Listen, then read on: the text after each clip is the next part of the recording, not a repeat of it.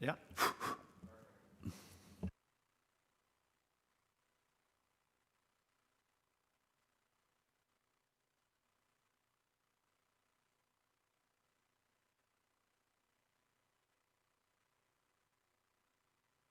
Oh, I guess you better be sure that's on now, eh?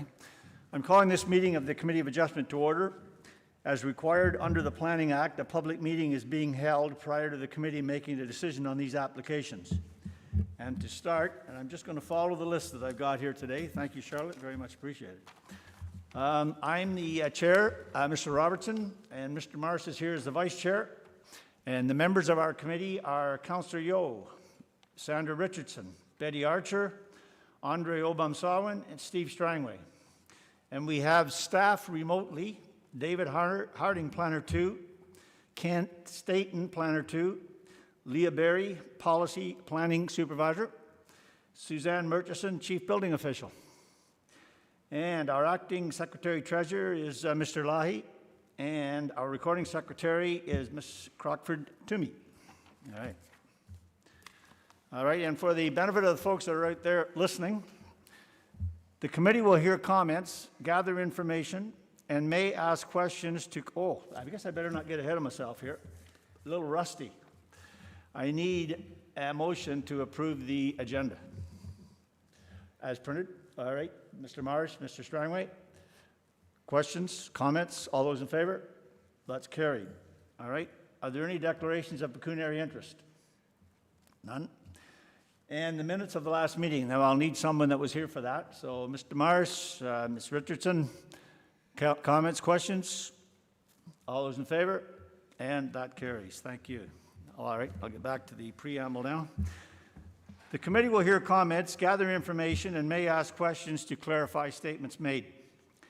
The committee may ask and answer questions or redirect questions to the appropriate person. Please note that any information or comments given to the committee during this meeting is considered evidence. We will first hear from staff, then the applicant or his or her agent. We will then hear from any person in support of or from those who have questions, concerns, or are opposed to the application. Finally, the applicant or his or her agent will have an opportunity to respond to any of the statements made to the committee. We also have part of the preamble has to do with signing, but we're not going to be going through any of that today, so I won't worry about it. I will ask, identify the application that we are speaking to. I will ask the planner to outline the various elements of that application.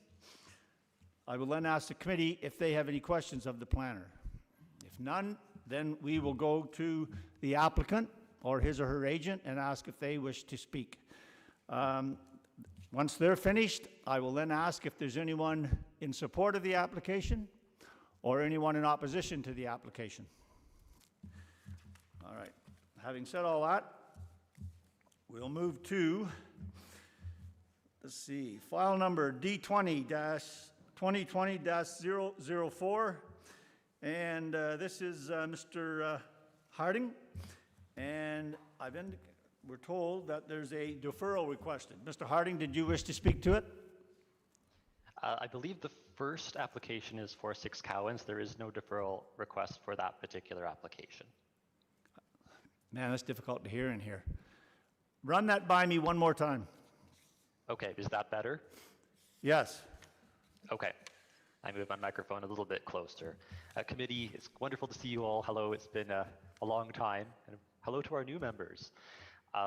You won't see me today because I don't have a web camera attached to my desktop computer. But rest assured, I am here. Battling a bit of a cold, but I'm going to try and make it through. The first application, Mr. Chair, is 6 Cowans, I believe. And that application, staff is not seeking a deferral on. All right, then I've got my numbers confused here a little bit then. All right, so that being said, then we'll continue. Go ahead. Okay, let me just put on the share screen function here. Now, Joel, am I in full screen mode? You are. Wonderful, thank you.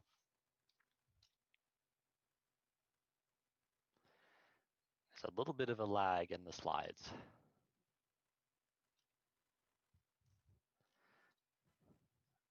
There we go. Okay, so the first application is 6 Cowans Crescent.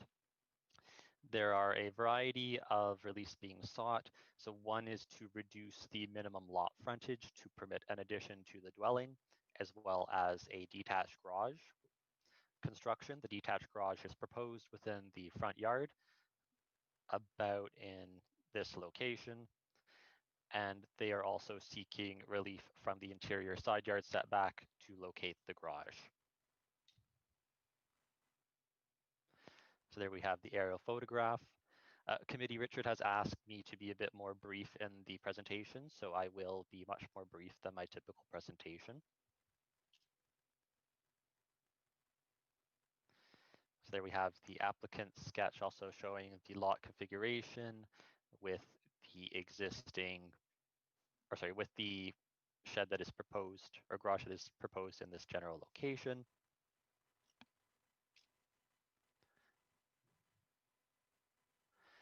And here we have a better zoom of that. And this is what it will look like. So this is a typical Quonset type structure.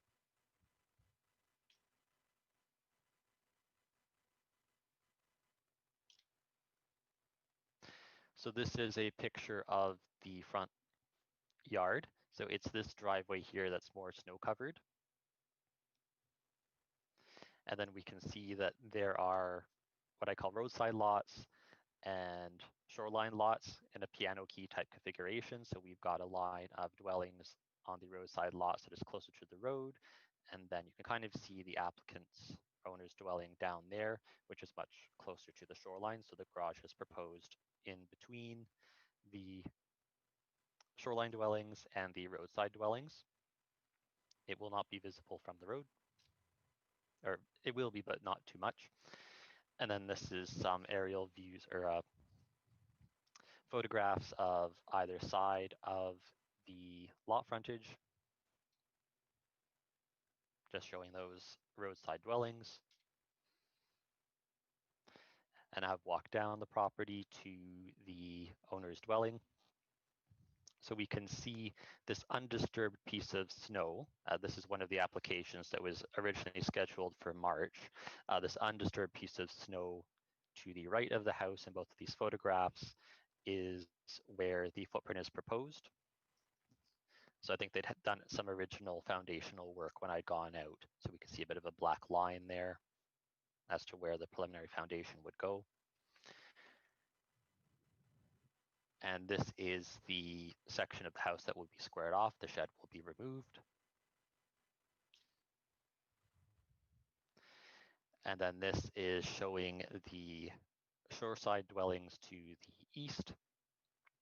And then I just pivoted slightly. This blue-gray building is the same blue-gray building in the photograph to the right. And it just shows you the approximate location that this garage, this Quonset garage is proposed. So we have its footprint in the right photograph here.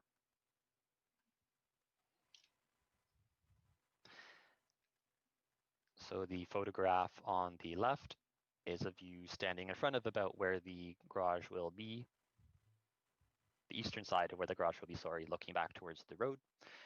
And then I've shifted just a little bit over to the left for the photograph to the right, showing the proposed footprint in relation to where it is going to be in the front yard and in relation to the chain link fence on that western interior side yard. So staff respectfully recommends that the application be granted subject to the conditions identified in the report. Thank you.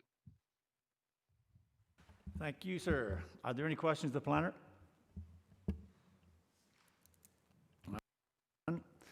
Is the applicant on stream? Do you wish to speak to the application? Guess not. All right.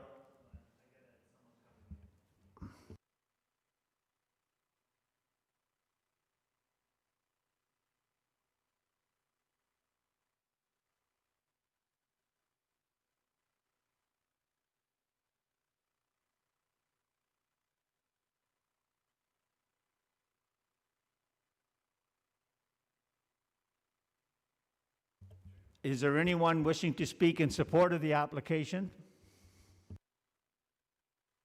Anyone wishing to speak in opposition to the application? All right, being none, committee, Mr. Marsh? All right, do I have a seconder? Councillor? Councillor Yo? Comments or questions? All those in favor? And that carries. Thank you. All right. I think I got my numbers all straightened away now. All right, we're now dealing with file number D20-2020-005, and this location is 9 Moines Court, former town of Lindsay. Mr. Harding, go ahead, sir. Thank you, Mr. Chair. So this application is a newer lot in a plan of subdivision.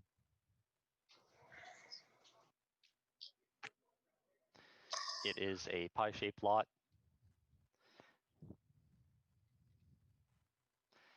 And a deck is proposed over the walkout basement. So it is set back, or really from the rear yard setback provision that is sought, since the typical yard setback requirement for a deck that would be above a walkout basement is 7.5 meters, which is the same for what the requirement would be for a house in this zone category. So here we have some proposed elevations of what the deck will look like, both from the rear lot line, as well as from both of the side lot lines.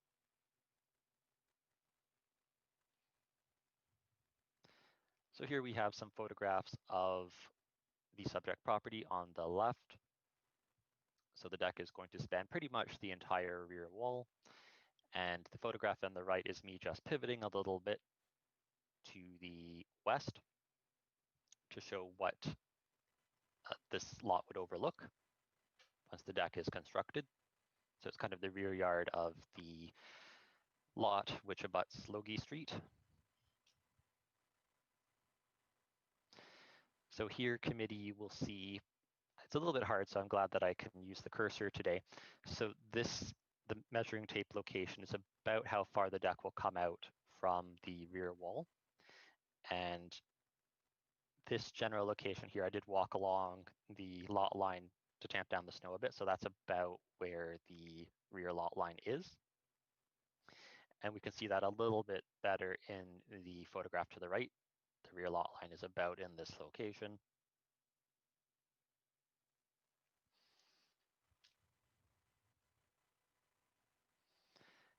And there's a couple of other shots. So we've got the rear lot line of the subject property shown in the photograph to the left.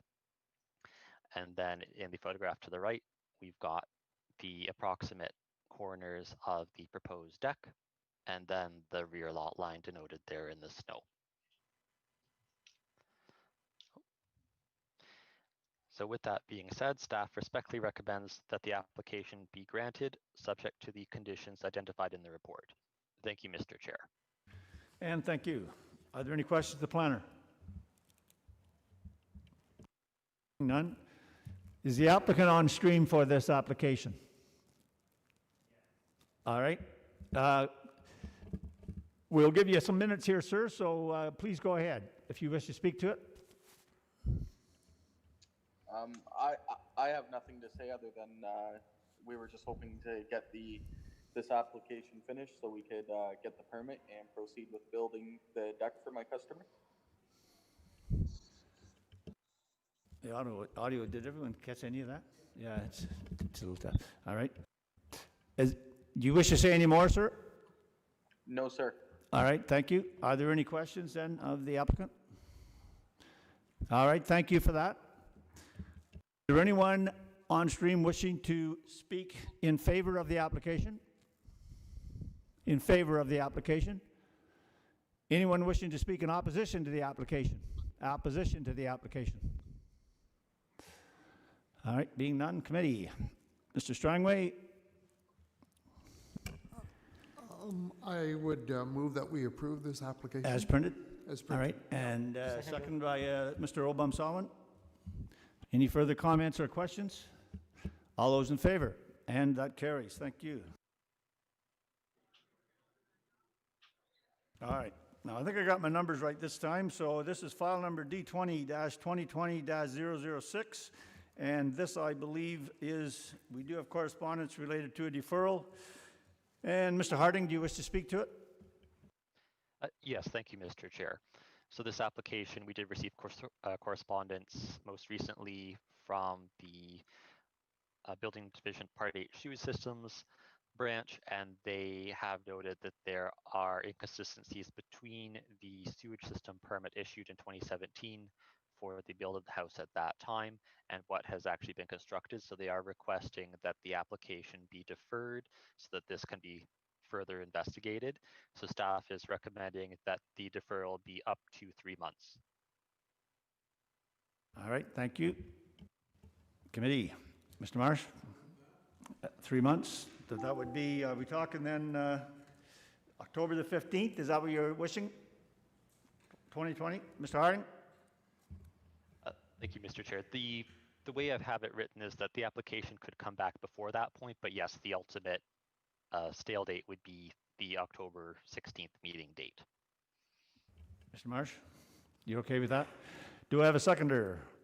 You okay, Mrs. Archer? That's the only thing debatable is the time frame, so we've discussed that. So everyone in favor? Thank you. That passes, carries.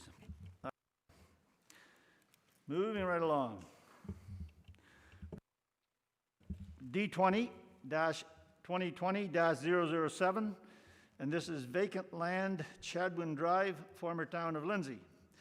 Mr. Harding, you're a busy fellow today. I am. Let me just switch back to the Zoom meeting. I seem to have gotten myself lost on different computer screens here.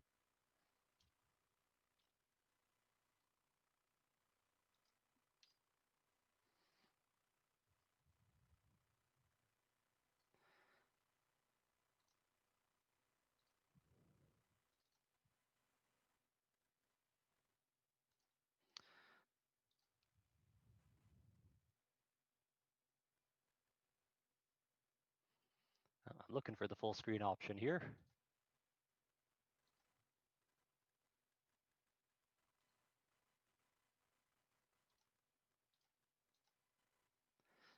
Joel, am I in full screen again?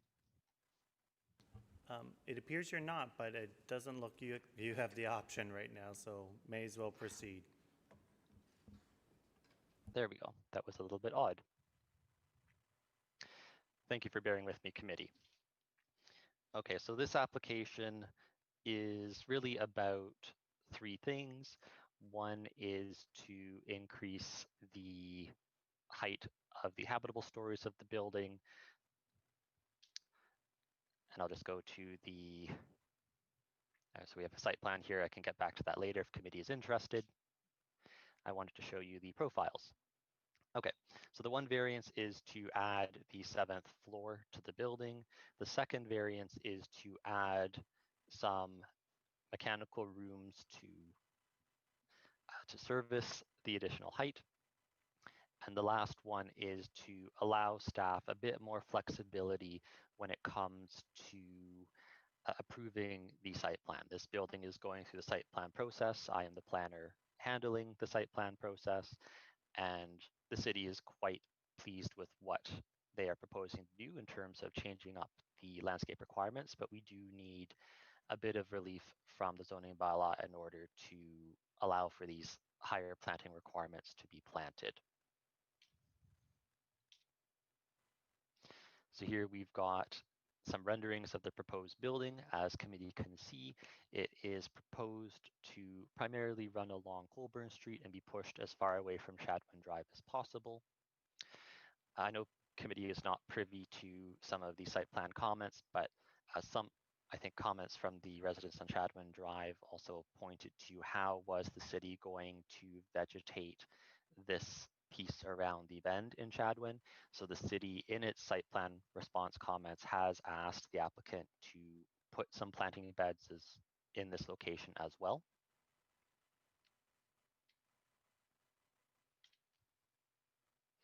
So then that's just very briefly the shadow cast study that was submitted by the applicant for the added 7th floor. And now we have some pictures here. So this is the entrance to Chadwin. And you can see the 6-story apartment building across the road on Colburn Street, just to use as a general reference for how this building is going to look in relation to the neighborhood. Then we have the photograph on the right, which is me just walking down Chadwin a little bit, probably about to where these two people are standing, looking out across the property. I expect that the building is going to end somewhere in line with this White House, thereabouts, because there will be a parking lot, a surface parking lot to the east of that is proposed. And this is just panning from that exit of Chadwin to have a look at what is directly across the road. So we have this vegetative buffer for the houses that face the side street. I believe that is Adelaide. And then there is a parkette on the corner further down Chadwin, which can be seen in this photograph here. So this is taken just walking a little bit south after that bend where Chadwin Drive goes south, looking back towards the property. So the building is going to be about in this location here. And then the photograph on the right is me walking to about this point on the curve and looking down Chadwin. And we can see another 6-story building that also abuts Adelaide.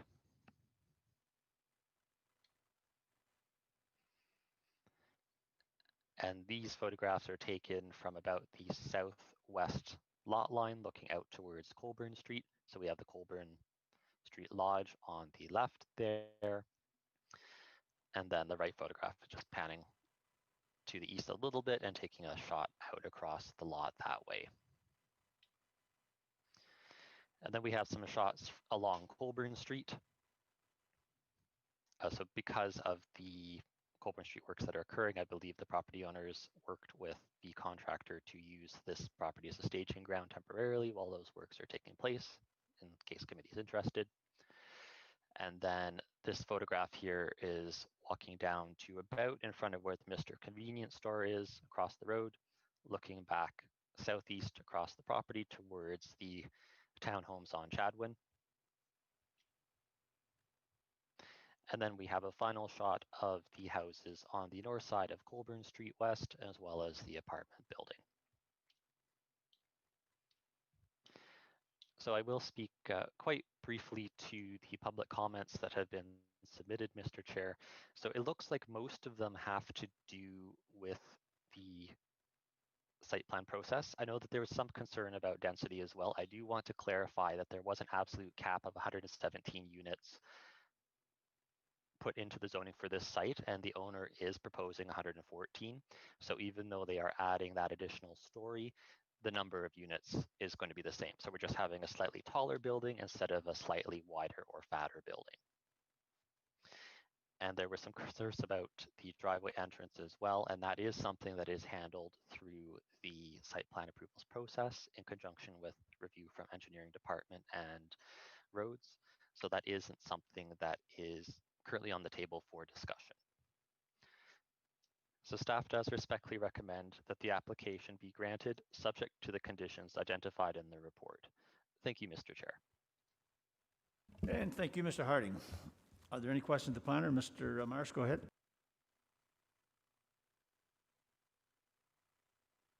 There we go. Yes, through you to the planner. You mentioned that in your rationale under number 2 about Colburn Street, is high, it already has these existing dwellings. How high are they? Are any of them 7? No. At this point in time, the highest is 6. So you mentioned as well below in the next paragraph about this is adding to Lindsay skyline, enhance the pedestrian experience. That's a building in whole. That really doesn't reflect on whether it's 6 or 7 stories. Is that correct? Sorry, I didn't catch hold of that. The You mentioned in the second or the third paragraph that under the rationale. Okay, so. Three of 5. So you mentioned about enhancing the skyline and the pedestrian experience. That's the building in general with what's proposed, not the variance. That's not speaking to the variance necessarily, is it? I would disagree. In this, as with any variance application, built form and the requested relief are innately tied together.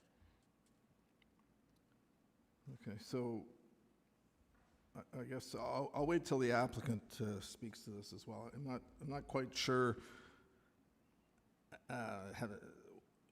why would we not look at doing the whole zoning bylaw? Is this an issue that you're saying should be treated on a one-off basis, or should we be looking at the official plan and that type of thing? Through the chair, no, I don't believe it is appropriate. The applicant and the owners did have extensive consultation with senior planning staff, and it was determined that the ask was within the scope of a minor variance. Further questions of the planner? Mr. Strong? Thank you. Through you to Mr. Harding. Mr. Harding, you referenced the other buildings around at 6 stories. Is there something in the regulations that limit buildings to 6 stories, or do we have any within the town of Lindsay that are 7 or more? Through the chair, to the best of my knowledge right now, the standard requirement across the board for our residential high-rise zone category is 6 stories. Okay. The other thing I wanted to ask about, and I don't believe it's on the table here, I was just surprised that the entranceway for this is on Chadwin and not on either Coburn or Adelaide. Is there a reason why it's not on Coburn? Through the chair, yes, there is. This did come up prior to the submission of the site plan, and engineering made it quite clear that there was a traffic hazard for an entrance to be sited on Colburn Street, given the proximity of that entrance to the intersection at Colburn and Adelaide. Okay, I'm just a little surprised at the, putting it on kind of a residential street as opposed to a major artery. But as I say, that's not on the table right now. Thank you, Mr. Chair. Further questions? Mr. Richardson, go ahead.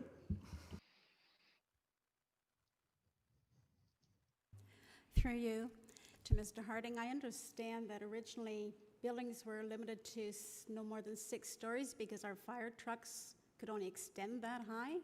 Is that still true? Through the chair, I might have been aware of that to a certain degree, but I believe through the site plan process that concern has been rectified. Right? I know through the site plan process that has been rectified. We do not have any concerns from emergency services with respect to height.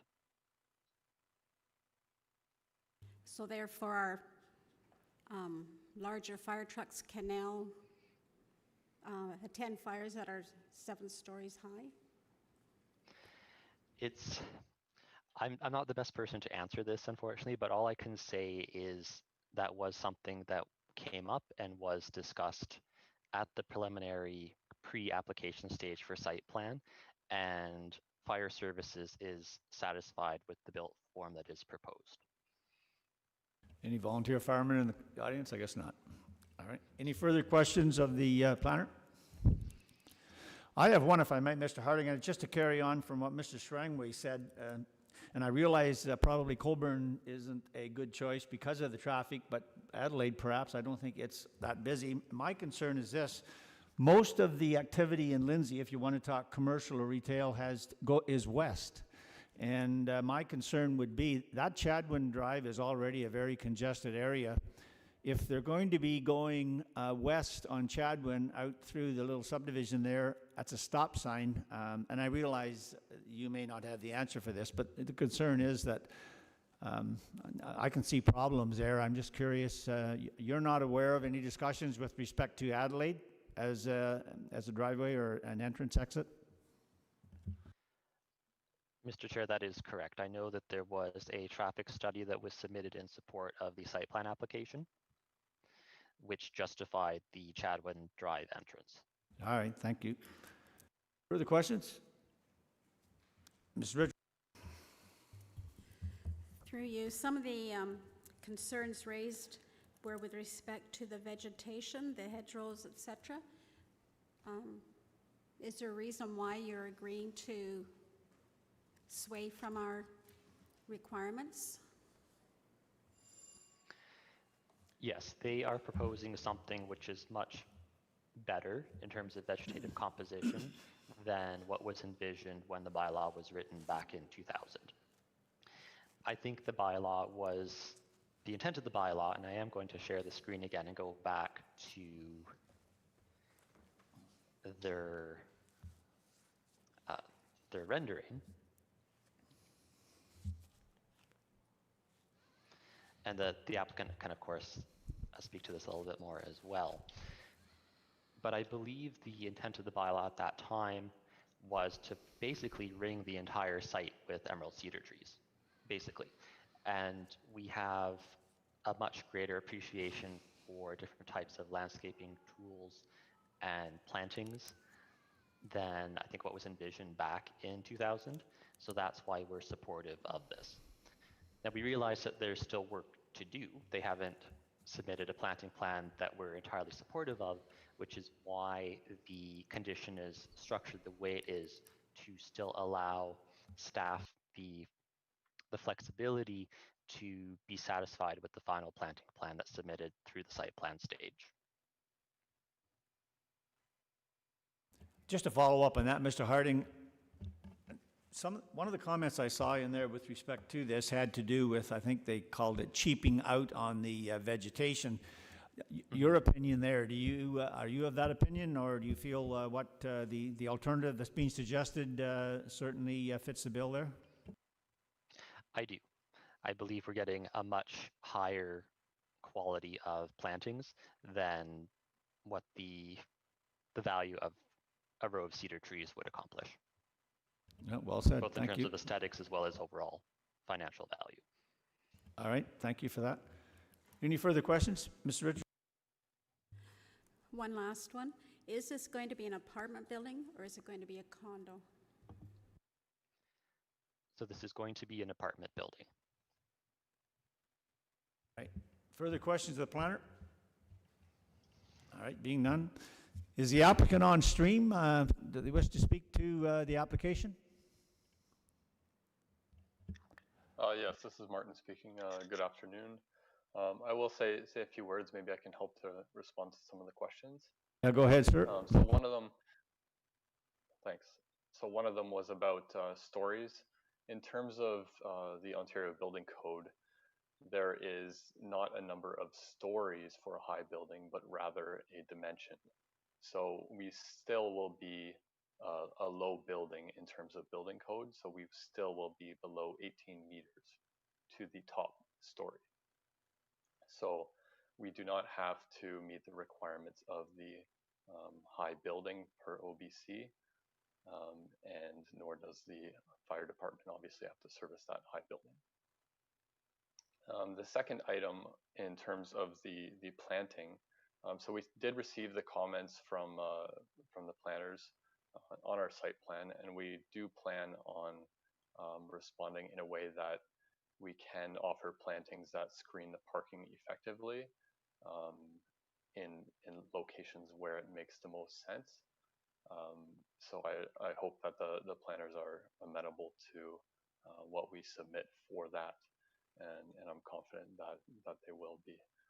Their comments were fair, and I think we will have parking that is well screened from the street. The last part obviously is the size of the building. So when we started massing out the building at 6 stories, we get a long building, and it basically becomes a wall along the street, which is not really favorable, and the building became much larger in volume or apparent volume than that seemed appropriate. So adding that extra story just gives us a little bit more to make that volume a little bit more compact and a little bit more favorable on the site. So thank you to David to speaking to most of those points. I think he did cover most of the items I wanted to talk to, but yeah, I mean the overall piece is that we have a building. Yes, we are going to 7 stories, but I mean, given the size of the site and the location along the arterial road, we are over 130 feet away from the next closest building, at least across the street. Adjacent, we are a little bit closer, but we're still a decent amount away, at least a 1-to-1 ratio to the next building. All right, thank you, sir. Any further comments you wish to make? That's it for me, I think. We'll just see if there's any questions for you. Committee, are there any questions for the applicant?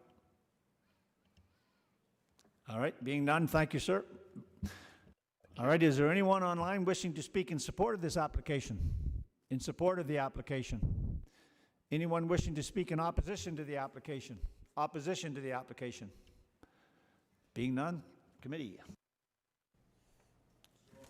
I'd like to propose the approval of the granting the application.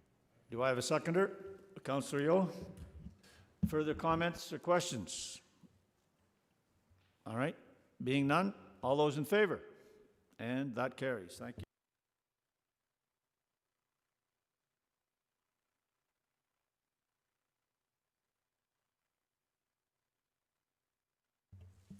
All right, where are we? File number D20-2020-008. And this is, give me a second here, 27 McGill Drive, the geographic township of Manvers. Mr. Harding, you're on again. You must be getting tired. Just a little bit, Mr. Chair. So this format's actually quite nice. So 27 McGill, identified on the location map there for committee.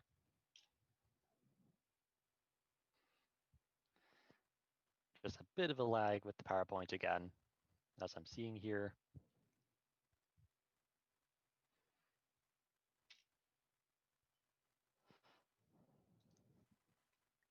There we go. So aerial photograph. Now committee will note on the site plan that it showed the existing and the proposed dwelling. Because of COVID, the owner applicant was able to come to an arrangement with building division, so they have proceeded with the construction of the house. They have not proceeded with the construction of the shed in the front yard at this point.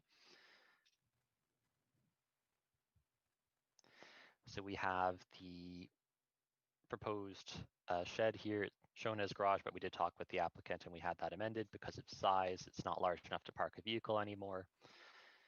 And that was done for a variety of reasons. One is there wasn't enough space to park a car in front of the bay door and be self-contained on the property.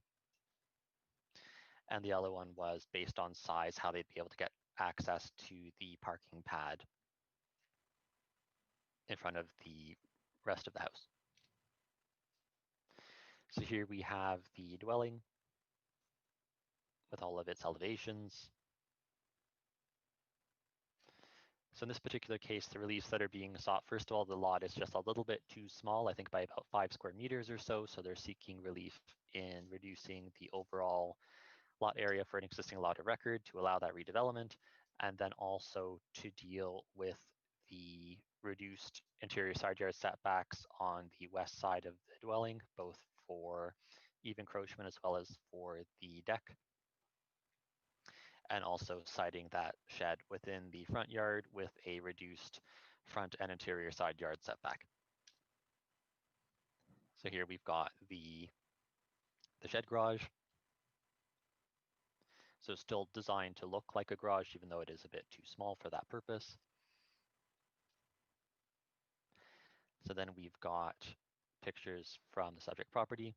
So there is a temporary storage structure in the front yard, and committee will see that I have included a condition that that be removed before the applicant proceed with constructing the other shed in this general location.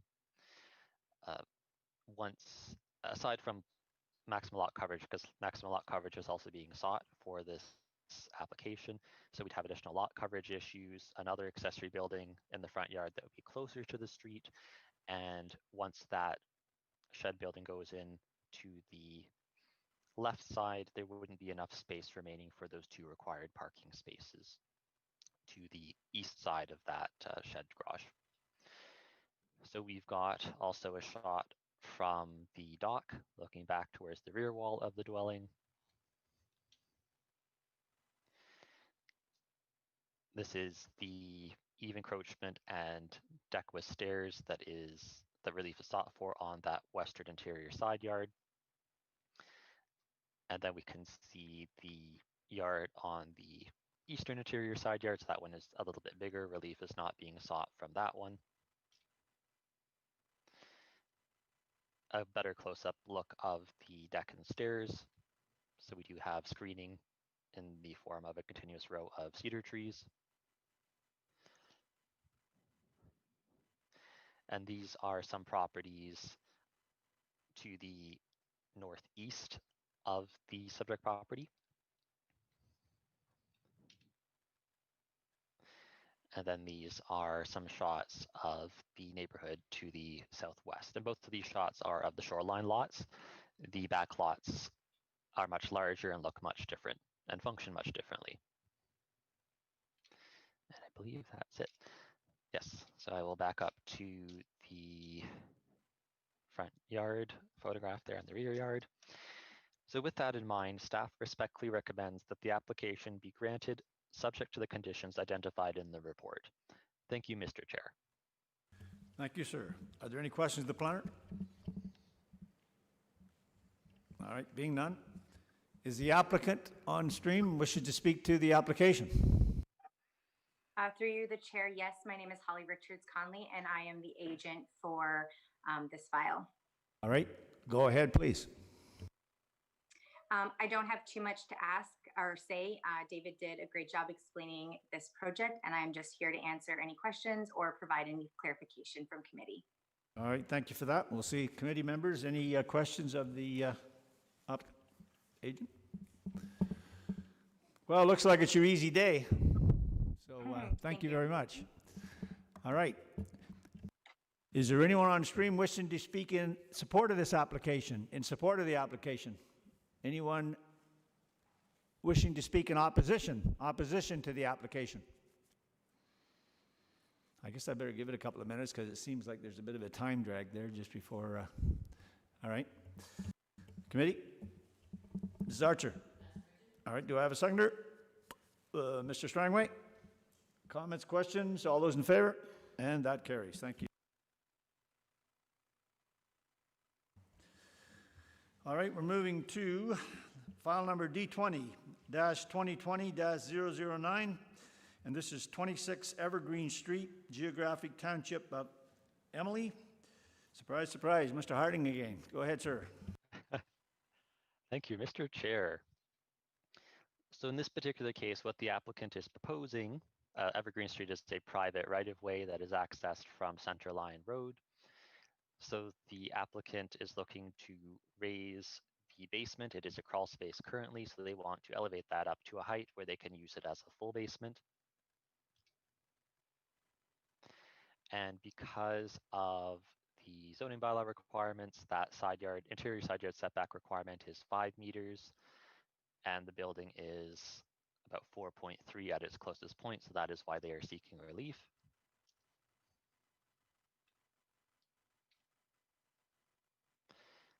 So here we have a picture of the subject property from the road in the photograph to the left. And then on the photograph to the right, just a little bit of a closer view of the dwelling on its own.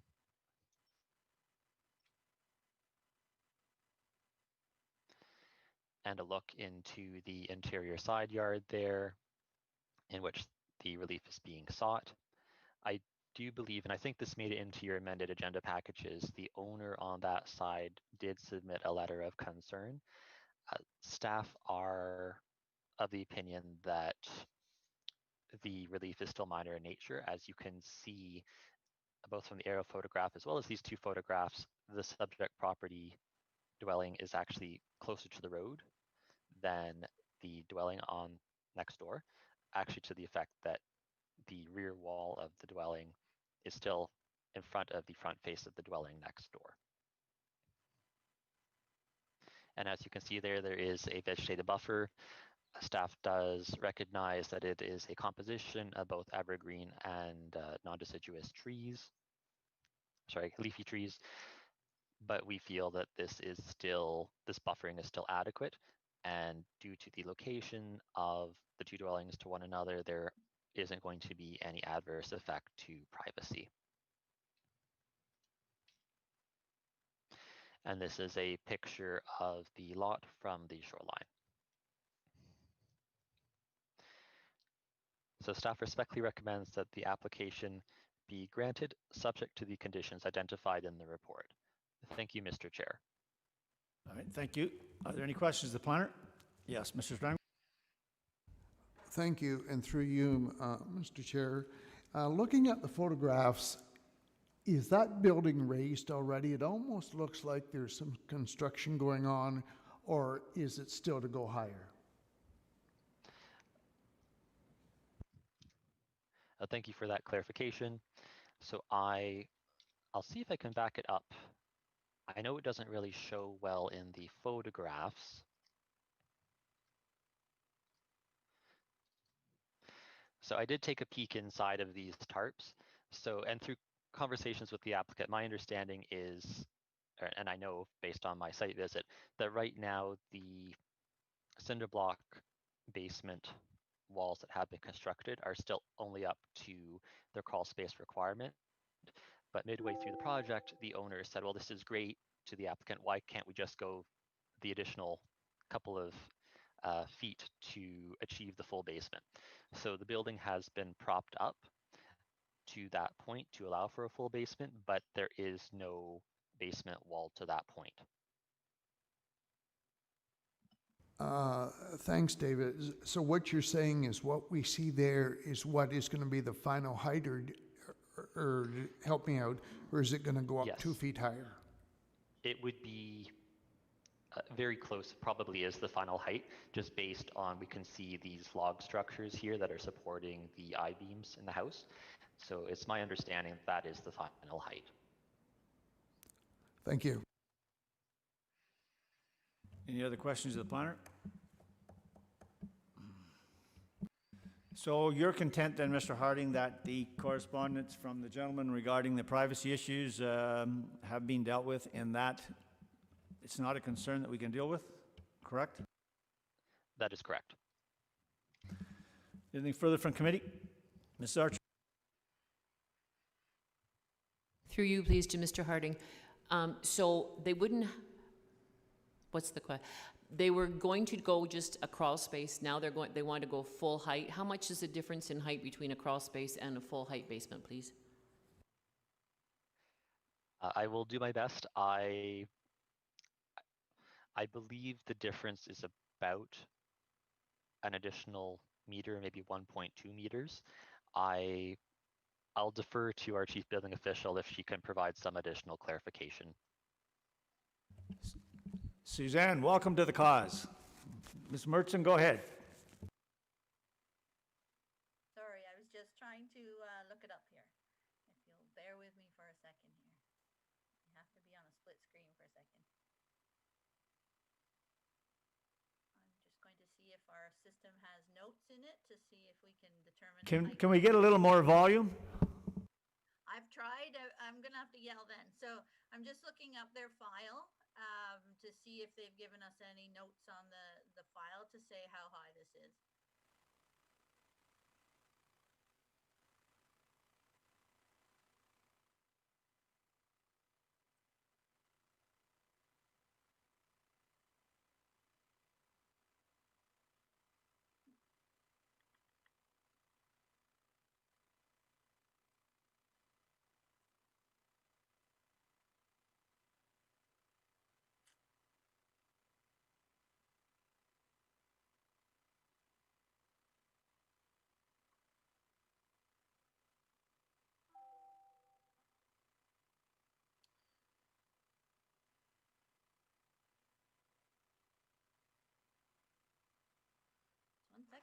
do a little bit of math and I will be right there with an answer.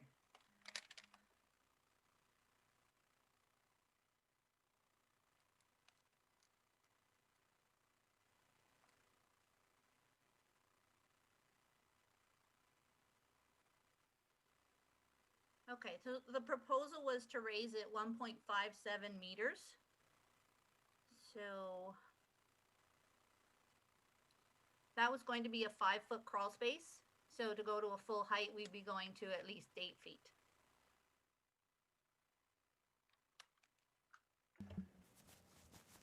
Anything further from committee? Oh, Mrs. Richardson. One of the concerns raised in the comments received is that they could be renting it out and therefore more people on site, which could impact the septic. Does the planner know if this is in fact going to happen, or is it going to be a permanent one-person, one-family residence? Mr. Harding, do you want to respond to that? Yes. So the response is I don't know. At this point in time, it's a single detached dwelling. How the owner wishes to utilize it is entirely up to them, whether or not they want to rent out the entire house to another family or not. It's a personal choice, but they can't compartmentalize it and create multiple apartments within it. It has to be the whole house rented at a single time to comply with the zoning bylaw.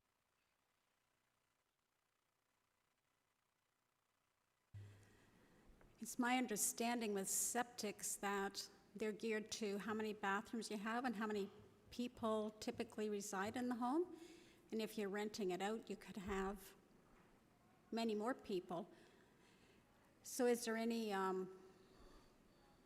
there any rules and regulations governing that to ensure that the septic is adequate for more people than what would normally be residing in that dwelling? Through the chair, there would be, but it is a Part 8 sewage system review process. It depends on, and Suzanne definitely can speak to this more than I can, but there is a select criteria that that person must go through in terms of declaring how much of each floor space in the house will be used for what. And that forms the basis of their approval that they're granted. All right. Ms. Richardson? Anything further from committee? All right. Is the applicant here online? Does the applicant wish to speak to the application?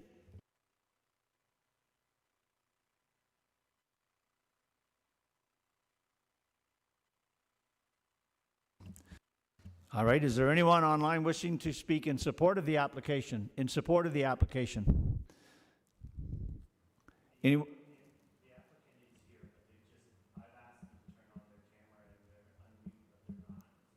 Do you want to try again? Yeah. And while you're doing that, anyone wishing to speak in opposition to the application? Opposition?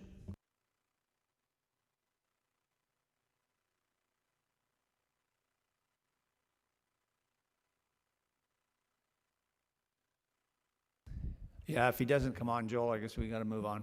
All right.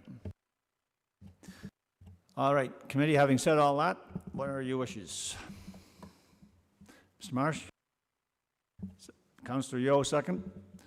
Comments or questions? All those in favor? And that carries. This thing is starting to aggravate me, so I'm going to remove it. And all I can say is I hope you're all healthy, because if you're not, I'll haunt your houses later on. Okay.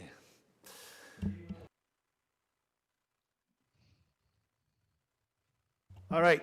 Correct me if I'm wrong, Mr. Harding, but I believe this D20-2020-010 is another one. This is 87 Marsh Creek Road, Geographic Township of Mariposa. We are again looking for a deferral here, if my numbers are correct. Mr. Harding. That is correct, Mr. Chair.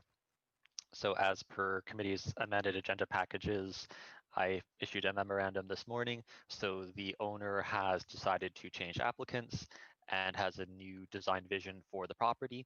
So they are asking to essentially put the application on hold to allow time to overhaul the application and come back with a different design. Thank you, Mr. Chair. Right.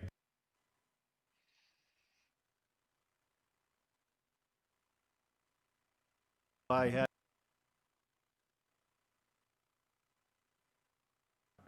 Yeah. Okay, Mrs. Richardson, do I have a seconder? Councillor Yo? All right, everyone's okay with that time period? All right. All those in favor? And that carries. Thank you. I think so. Yeah, because it was 26 Evergreen. Yeah, and of course the neighbor, right? Well, I think they're gonna.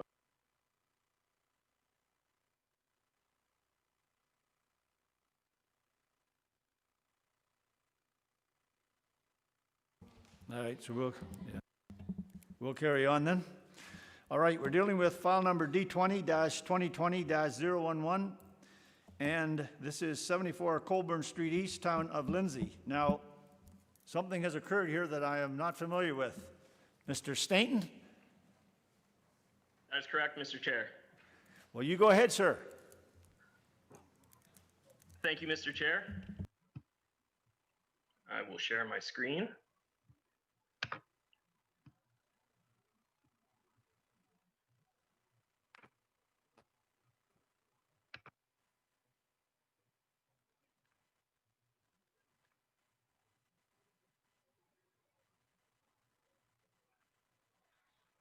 All right. The owner of All In Storage has made an application associated with a site plan approval to increase the number of storage units on the property while recognizing the location of existing units on the and parking on the site. As seen from the aerial photo, the subject property is bordered by vacant general employment lands to the east and west, residences to the south, and Sinister Creek, as well as some industrial uses to the north.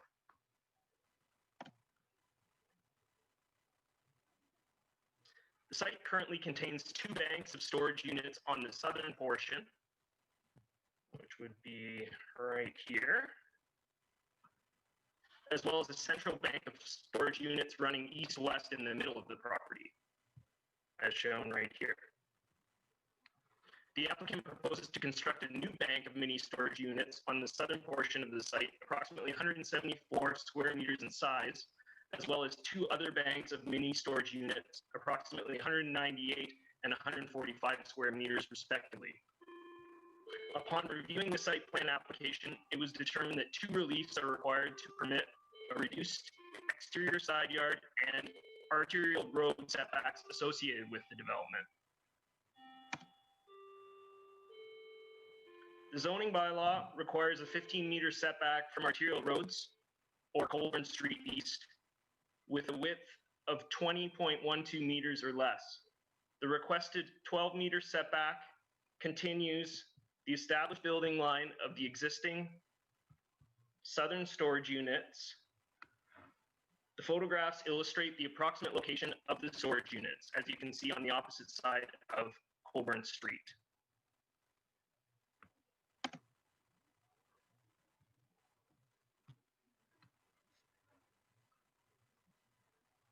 The zoning bylaw requires a 15-meter setback from arterial roads with a width of 20.12 meters or less. I have already mentioned this.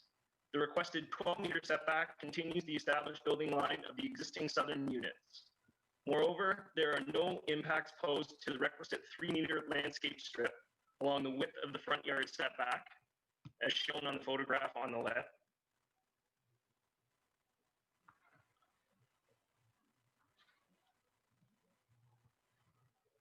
No adverse massing impacts from the addition to or recognition of the existing southern storage units are anticipated. Again, the photographs illustrate the southern extent of the proposed storage units looking east and then west. That's actually shown here.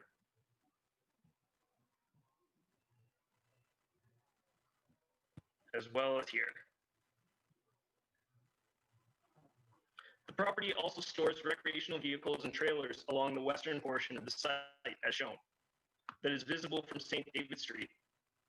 These items will be relocated to facilitate an emergency entrance onto St. David Street, which in the report was recognized as a regular entrance. I must note that it is an emergency entrance onto St. David Street.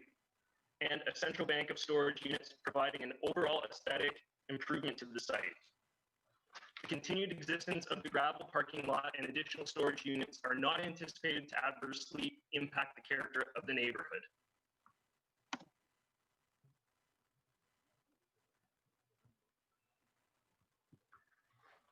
The exterior side yard reduction will facilitate the construction of 2 new rows of mini storage units. The location of the red truck is approximately the western extent of the rows. The photograph on the right shows the existing fire training facility to the south.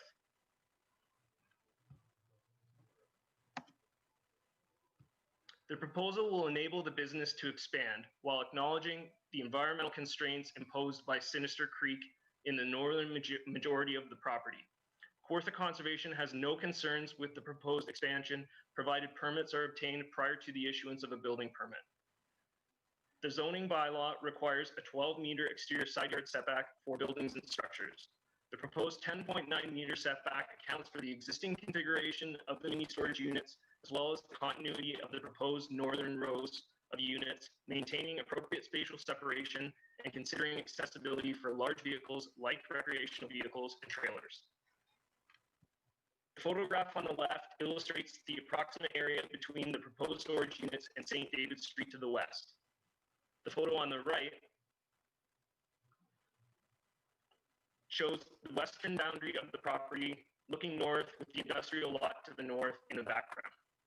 Respectfully, staff recommends the application be granted according to the conditions in the report. Thank you, Mr. Chair. Thank you, sir. Are there any questions of the planner? I have a question. I'm just curious. You've noted in your correspondence on page 3 of 5, Kawartha Conservation has no concerns with the proposed expansion, provided permits are obtained prior to the issuance of a building permit. If I read through their correspondence, they've indicated on the bottom recommendation that they have no concerns. What permits are we talking about? In order to facilitate the construction of the units, a permit would need to be issued by Kawartha Conservation prior to the issuance of the building permit. All right, so then to Ms. Murchison, then that will be part of the building permit process, I guess, and will you red flag that when that process is being completed? Yes, we will. It's applicable law to all building permits, so if it's required, then it's required prior to issuance. Yeah, all right, thank you, because I know sometimes we put them in as conditions, but it's not there, so that's why I asked. All right. Any further questions from committee? All right. Is the applicant online? Do they wish to speak to this application? Yes, I see you there. Yeah. And your name is? So my name is Beverly Saunders. All right. The landowner is Stephen Corley, but I am the applicant for this application. So this has been an ongoing work. There's an ongoing site plan application. And just to speak to permits, we've already submitted a permit application with Kawartha Conservation. I've received calls from them. They have confirmed that it's ready to issue as soon as the site plan is finalized and we submit the final site plan configuration. So this is one of the last steps in getting that finalized. So we have a submission coming in with all of the final comments that are coming in this week that should address everything outstanding on the site plan, and then this minor variance would be sort of the closing up of that. And then I would just like to note that there is currently a site plan approval for the application, which has the 2 existing buildings. So as you can see, we've lined up the new proposed buildings along the front yard with those existing buildings. All right, thank you. Do you wish to add anything further to it? No, that's it. I'm here to answer questions, though, if there are any. All right. Any questions of the applicant?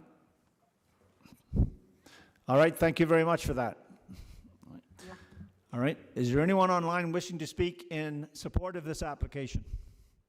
In support of the application? Anyone wishing to speak in opposition to the application? Opposition to the application? That being said, committee. Mr. Marsh? Seconded by Mr. Obam-Sawin. Further comments or questions? All those in favor? And that carries. Thank you.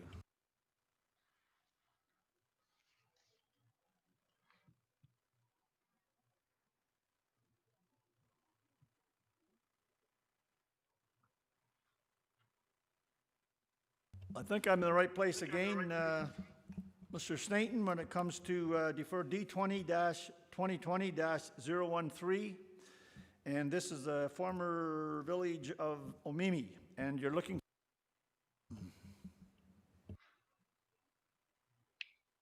I'm sorry, Mr. Chair, you cut out there. I'm sorry. All right. I'm just. I just went through the identifying the property, and let's see. I believe you're looking for a deferral. That is correct, Mr. Chair. All right. Do you want to speak to that? Absolutely. It was brought to light that from the neighbor, which would be 19 Church Street, who had a survey conducted in 2012, that there were discrepancies between lot boundaries, between surveys, application, and surveys. As a result, all the reliefs that are requested for are impacted, and the applicant has expressed a desire to work out those discrepancies and bring forward the application at a later date. And I would recommend a maximum of 3 months. However, the applicant has expressed a desire to submit at the next meeting. Kind of losing you there in places, but I think we got the gist of it. All right, committee. Mrs. Richardson, and it looks like they're looking at 3 months or earlier. All right, do I have a seconder? Mr. Strangway? All right, all those in favor? And that carries, thank you. All right. Moving right along, we're going to file D20-2020-014, and this is 134-136 Lake Dalrymple Road, Geographic Township of Carden. And Mr. Stainton, you got this one again. Thank you, Mr. Chair. I'm batting cleanup today. Yeah.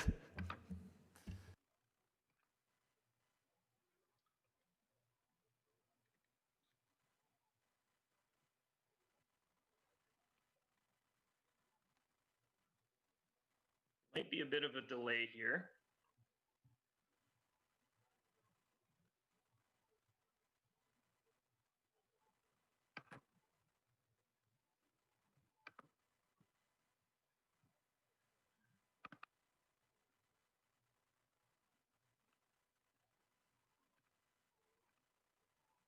Okay. So the owner of 134 to 136 Lake Dalrymple Road has made an application to construct an 80.99 square meter or 871.77 square feet detached garage within the front yard of the subject property. As seen from the aerial photo, the subject property is situated within a neighborhood bordering the western shore of Lake Dalrymple. The stretch of Lake Dalrymple Road consists primarily of rural residential and cottage lots of varying size. The neighborhood as a whole contains a mixture of seasonal and year-round residential dwellings with a vacant woodlot to the east.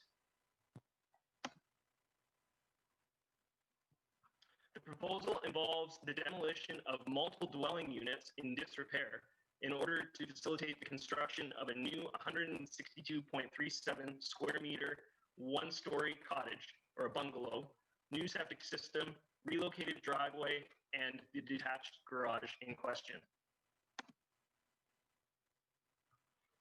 As the garage is not proposed directly in front of the dwelling, but off to the side, the dwelling will continue to appear as the principal use when viewed from the road.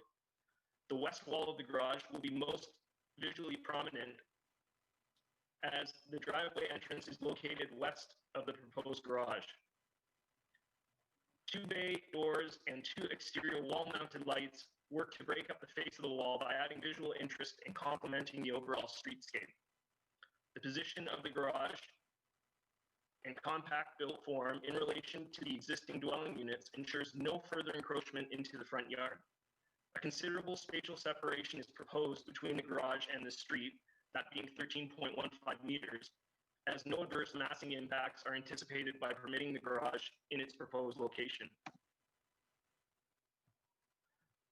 The subject property consists of stepped topography with the steepest grades located to the east or the rear of the site. Situating the garage to the rear of the dwelling would present accessibility issues to the site, particularly within the winter months. The elevation challenges render the front yard as a more suitable location with a grade of less than 10%. The photos you are seeing display the current dwelling unit and the proposed location of the garage and driveway, which would be right up here. And this is a shot from the opposite side of Lake Dalrymple Road.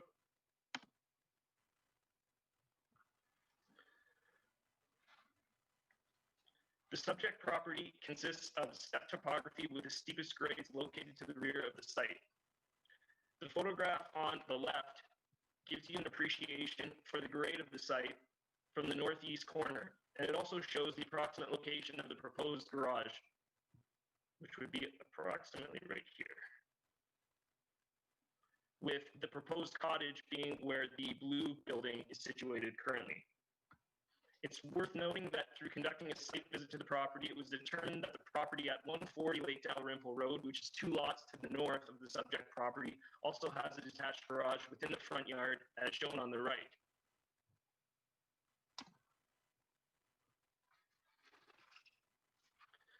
The photograph on the left shows the proposed location of the garage looking northward. Also seen in the bottom left corner, denoted by this rebar and tape here, is the proposed location of the existing and replacement septic system.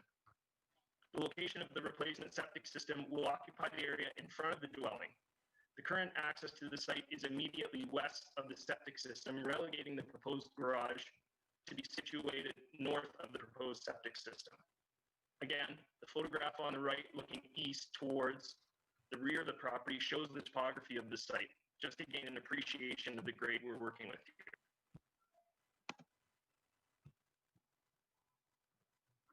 Shown on the left is the current location of the existing driveway, with the photo on the right showing the approximate location of the proposed driveway looking west towards Lake Dalrymple Road. As a result, staff respectfully request approval of the application based on the current conditions that were provided in the report. Thank you. Thank you. Are there any questions of the planner? All right, being none, is the applicant on stream? Does the applicant wish to speak to the application? Thank you, Mr. Chair. No, I have nothing further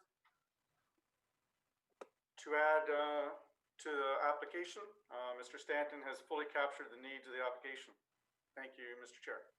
All right, and thank you for that, sir. I wonder, are there any questions of the applicant? All right, thank you very much, sir. Is there anyone on stream wishing to speak in support of this application? In support of the application? Anyone wishing to speak in opposition to the application? Opposition to the application? All right, committee. Councillor. All right, do I have a seconder? Ms. Archer? Further comments or questions? All those in favor? And that carries. Thank you.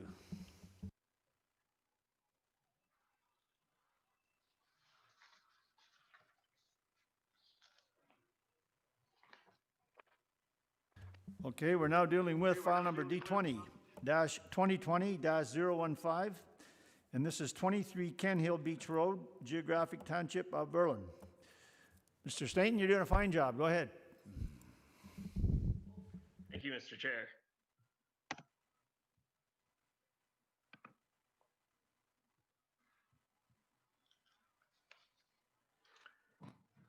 So the owner of the property has submitted an application to construct a new 2-story single detached dwelling with a walkout basement and an associated deck.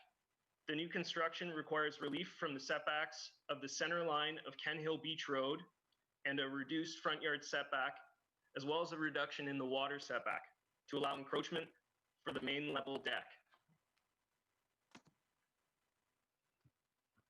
The subject property is located within a shoreline residential neighborhood on the southeast shore of Sturgeon Lake. The parcels within this neighborhood are smaller, with the nearby lots being of similar size, around 680 square meters. However, the homes within the neighborhood are relatively modest in size, which allows for a good spatial separation between the homes and for the retention of vegetated screening between the properties to increase privacy. Before I go into the site visit photos, I wanted to share the site plan as well as some drawings associated with the development. The lot shape in relation to the orientation of the existing bungalow plays a key role in the requested reliefs. As you can see here, sort of a parallelogram shape with the current dwelling or the proposed dwelling being here. This drawing illustrates the proposed northern elevation of the dwelling, and I don't believe it was provided as part of the agenda package. This drawing here illustrates the western elevation of the property and as well the proposed deck.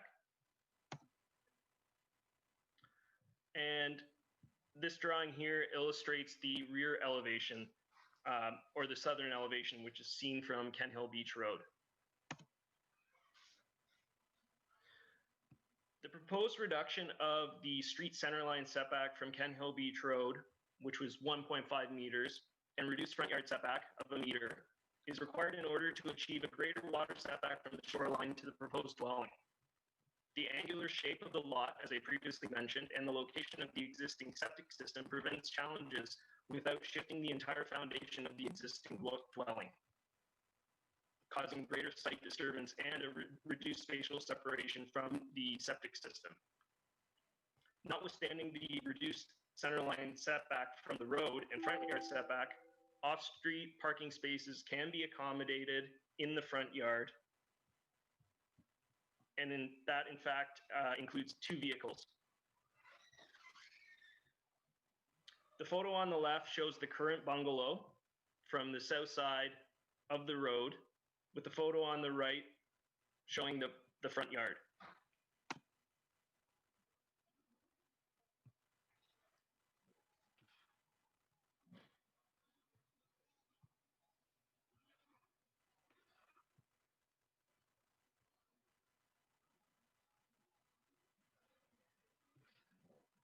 The proposed dwelling on the subject property will not adversely reduce any of the existing side yard setbacks. Both interior side yards are well vegetated, as you can see by the cedar hedge here, with a mature cedar hedge on the western lot line and a variety of mature shrubs providing privacy on the eastern lot line. A 1.8 meter setback from the southeast corner of the dwelling is proposed without limiting accessibility to the eastern interior side yard lot. The new 2-story dwelling is not anticipated to generate any adverse massing or land use impacts and is similar in height to the 2-story dwelling to the west, as shown in the photo to the left, right here. The terrace topography of the lot permits a 2-story design, with the northern half of the basement extending as a walkout to an existing concrete patio. The photo on the right illustrates the variety of built form and overall character in the neighborhood. The water setback is actually slightly improved, with the location of the proposed deck being no closer to the shoreline than the existing footprint of the bungalow. The main level deck represents a minor encroachment into the water setback of 0.6 meters, or 2 feet, from the southwest corner as a result, again, of the angular configuration of the lot. The deck is elevated with a walkout patio from the basement, as well as existing vegetation to the north that will be maintained. Therefore, the deck does not remove landscaped open space from use and maintains continuity of access from the existing basement to the north yard. The photographs, as seen here, display the extent of the proposed deck looking east and west. While the purpose of the water setback is also to provide sufficient space to allow for the establishment of an environmental buffer and the infiltration of stormwater runoff, the location of the deck represents the extent of the previous dwelling, which has already created a distinct break and hard surfacing of this portion of the north yard. The purpose and function of the water setback remains in the space north of the proposed deck. The photograph on the left, looking southwest from the northeast corner of the lot, shows the terrace topography, along with the photo on the right, looking west from that same corner. Note the well-vegetated buffer that is present on both sides of the lot, as you can see here and here. Again, some photos showing the buffer between the development and the shoreline, as well as an overall shot of the shoreline and the proposed limit of development are here. Again, you can get an appreciation of the grade here, as well as why they would want the deck to come out, continuing the floor space on the second level. As a result, staff respectfully requests that the application be approved in accordance with the conditions provided in the report. Thank you, Mr. Chair. Thank you, sir. Are there any questions of the planner? All right, being none, is the applicant on stream? Wish to speak to this application? Oh, there we go. Hi, yes, can you hear me? Yes, what is your name? Yeah, sorry, it's Holly Richards Conley. I was on earlier for another file. Through you, the chair, similar to the other application, I am just here for questions or any clarification on this file. All right, did you get a name, Charlotte? Yeah, all right. Thank you, go ahead. I just struggled a little bit to hear you, so did you wish to add anything further to your presentation? No. Are there any questions of the applicant? I think the applicants have all had a very easy day today, so thank you. All right. Is there anyone wishing to speak in support of the application? In support of the application? Anyone wishing to speak in opposition to the application? Opposition to the application?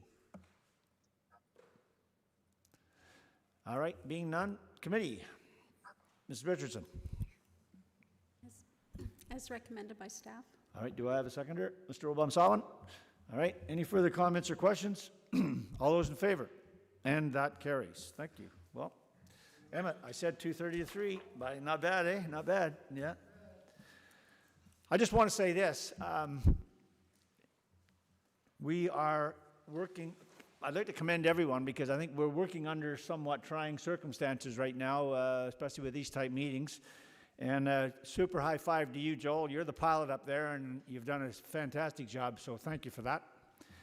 And to everyone involved, you know what, it's a kind of a cumulative effort here, and I think we put it all together. So if this is the way of the future, and it may very well be, depending on where we go from here with this virus, then I feel far more comfortable now than I did when I first came in here. So again, thanks to everyone for that. No deferred applications, minor variance consents, other business. Is there anyone wants to add anything under other business? Mr. Strangway.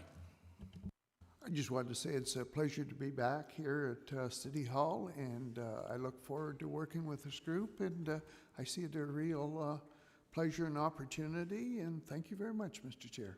Actually, you got ahead of me a bit because I was going to speak to you, but I will now. Yeah, Steve, I know we know each other from our council days, and I'm sure you'll be an excellent addition to the committee.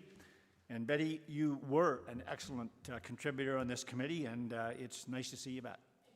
So very, very good. So I welcome both of you.